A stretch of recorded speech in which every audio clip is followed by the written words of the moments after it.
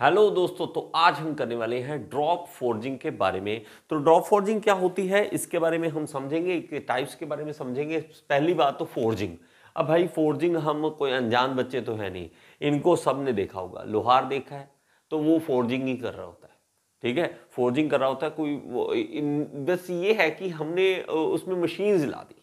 जैसे अब तो ह्यूमंस काम कर रहे थे, तो उसके बाद मशीन्स आई। मशीन्स ने जो काम करना स्टार्ट किया और एक्यूरेसी के साथ और ज़्यादा काम, मतलब जल्दी से जल्दी प्रोडक्ट बनाना, इसलिए हमने फोर्जिंग जो है वो इंडस्ट्री लेवल पर आने स्टार्ट हुई।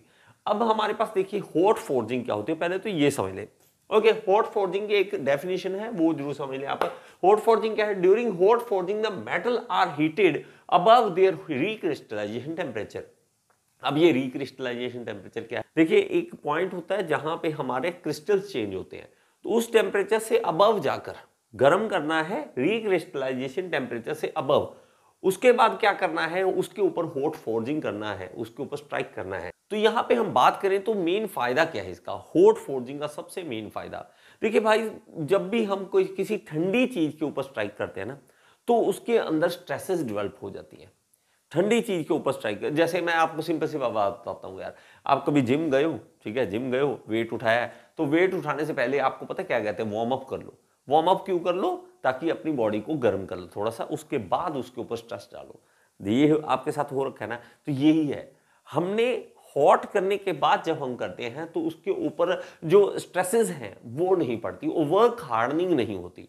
कोल्ड पीस के ऊपर अगर आप स्ट्राइक करोगे तो उसके ऊपर वर्क हार्डनिंग हो जाएगी, मतलब वो बहुत ज्यादा हार्ड होने लग जाएगा। ये इसके एक अलग से डेफिनेशंस है, इसमें हम नहीं जाएंगे। तो मेन है कि आप ये समझ लो कि स्ट्रेसेस डेवलप नहीं होती है जो हॉट वर्किंग के अंदर। अब देखिए हमारे पास आगे चलते हैं और ये भी कह देते हैं लोहा अभी गर्म है, मार दो थोड़ा। तो ये इन्होंने समझा दिया था कि फोर्जिंग क्या होती है। हमें ये कोई नई बात नहीं है कि हम सीख रहे हैं, तो हमारे लिए बहुत पुरानी बात है ये कि हमने फोर्जिंग के बारे में पहले पढ़ा हुआ है। दूसरा, हॉट फोर्जिंग के अलावा दूसरा है हमारे पास कोल्ड फोर्जिंग। कोल्ड फोर्जिंग में हम क्या करेंगे? जैसे उसमें रिक्रिस्टलाइजेशन टेम्परेचर से अबव हमने उसके ऊपर वर्क किया था, तो इसमें टेम्परेचर लोअर पे काम करना है। रिक्रिस्टलाइजेशन टेम्परेचर से ऊपर हॉट, नीचे कोल्ड, तो तब हम करते हैं तो हमारा कोल्ड फोर्जिंग कहलाता है। कोल्ड फोर्जिंग कहलाता है। तो फोर्जिंग प्रोसेस हम अगर देखें तो हम क्या करते हैं? एक गर्म पीस लेते हैं, दोबारा आपको दिखाता हूं यहां पे। तो एक गर्म पीस लेंगे और इसके ऊपर रखेंगे यहां पे, और ऊपर से ये देखिए रैम, इसको बोलते हैं रैम, और रैम उसके ऊपर स्ट्राइक कराया जाता है बार बार, और जैसी हम शेप चाहते हैं वैसी हम इसकी शेप ले लेते हैं। इसको हम क्या कहते हैं? फोर्जिंग प्रोसेस बोल देते हैं। ये सिंपल सा है। ये देखिए यहाँ पे रोलर्स जो है इसको ऊपर उठा लेते हैं, ये भी आप देख सकते हो यहाँ से भी। तो ये देखो फोर्स लगा रहा है, ये रोलर्स जो है इसको ऊपर की ओर उठा लेते हैं और दोबारा नीचे की ओर फोर्स होता है, ठीक है। ये हमारे पास एक एनिमेशन के थ्रू आपको समझ आ जाएगा। अब ड्रॉप फोर्जिंग, अब देखिए वर्ड आ गया ड्रॉप। ड्रॉप क्या होता है? गिराना, बस उसके ऊपर वेट गिरा दो, ठीक है। जो आपका हॉट मेटल पीस आपने रखा है ना, उसके ऊपर वेट गिरा दो बस, तो वो क्या हो? Drop forging. इसके दो टाइप्स होंगे, एक होगा ओपन डाई फोर्जिंग एंड दूसरा होगा क्लोज डाई फोर्जिंग।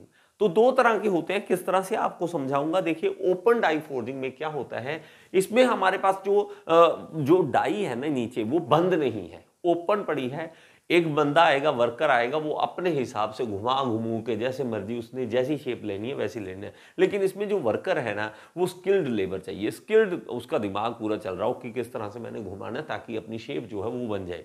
ये लगा लो कि हमारे जो लोहार होते हैं वो ओपन डाई फोर्जिंग कर रहे होते हैं, वो घुमा घुमू के अपने आप शेप वो बना देते हैं, ठीक है। इसमें ये देखिए ओपन डाई ड्रॉप फोर्जिंग में क्या है? Requires the operator to position the work piece. तो अपने आप वो करता रहता है, ठीक है, किधर लेके जाना है, कैसे लेके जाना है, वो करना होता है, उसने करना है।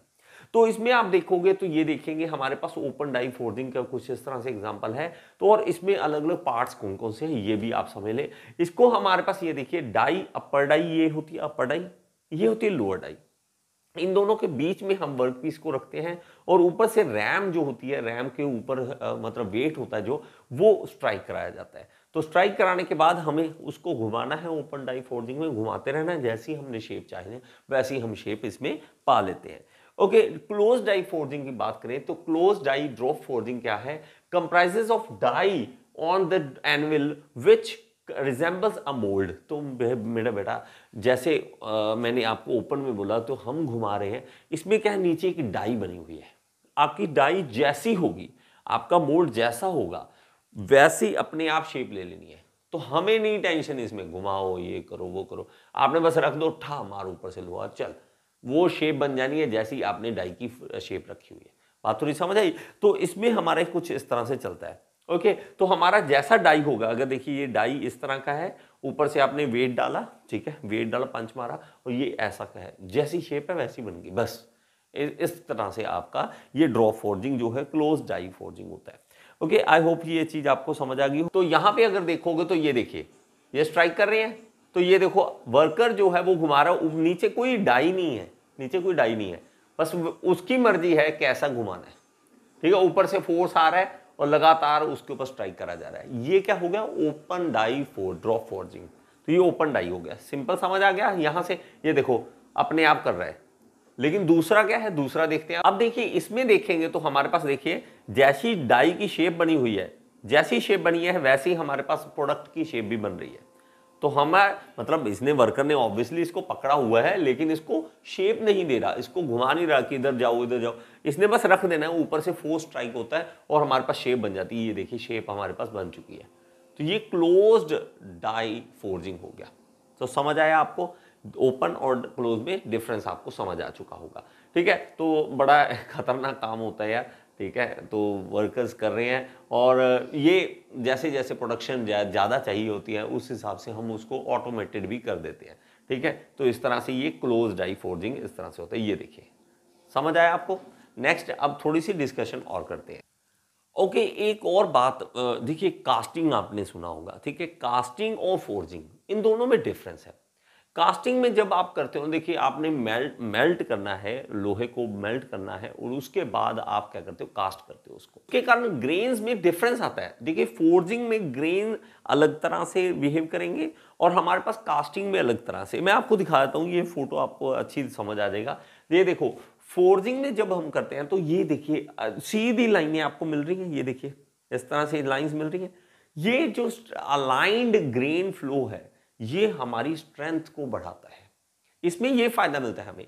मशीनिंग जब हम करते हैं तो हमारे पास कहीं पे ये देखिए डायरेक्ट सीधी लाइन आ रही है, ठीक है। लेकिन इसमें देखोगे तो आप जैसा प्रोडक्ट है वैसा ही हमारे पास शेप जा रहा है।